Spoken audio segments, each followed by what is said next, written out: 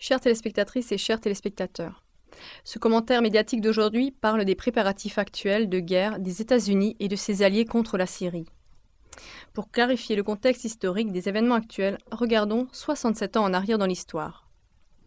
En janvier 1946, selon une autodéclaration, le Conseil de sécurité des Nations Unies fut fondé dans le terrible climat de la Deuxième Guerre mondiale. À l'époque, les Nations Unies lui avaient confié la responsabilité principale du maintien de la paix mondiale et de la sécurité internationale. Depuis, selon le droit international public, les guerres ne pouvaient être déclarées qu'avec le consentement de tous les 5 membres permanents du Conseil de sécurité. Ces membres sont les États-Unis, la Russie, la Chine, la France et la Grande-Bretagne. Aujourd'hui, 67 ans après, les États-Unis et ses alliés occidentaux se préparent officiellement à une attaque militaire contre la Syrie, bien que 2 membres du Conseil de sécurité, notamment la Russie et la Chine, condamnent cette attaque avec véhémence et ont déjà mis leur veto contre des résolutions préalables.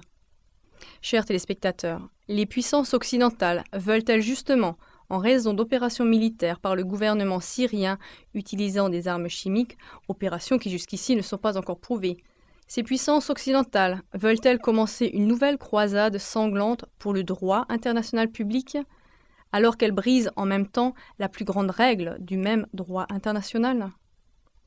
Pour rappel, il y a 10 ans, la guerre en Irak a également été déclenchée sans mandat des Nations Unies.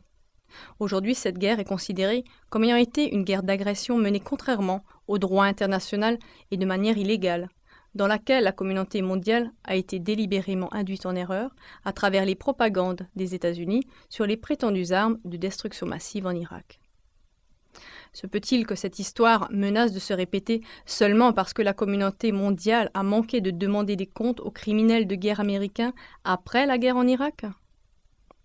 Il y a quelques jours, le ministre britannique des Affaires étrangères, William Hague, a dit avec dédain au micro de la BBC « Une intervention militaire en Syrie est légitime, même sans une résolution unanime des Nations Unies. » Est-ce seulement la naïveté ou plutôt l'autoritarisme qui pousse Hague à outrepasser avec légèreté les systèmes de sécurité qui étaient autrefois établis pour empêcher les futures guerres mondiales ?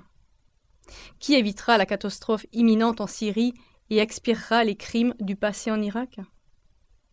Chers téléspectateurs et téléspectatrices, avec ce commentaire médiatique, nous espérons avoir clarifié la situation actuelle en Syrie.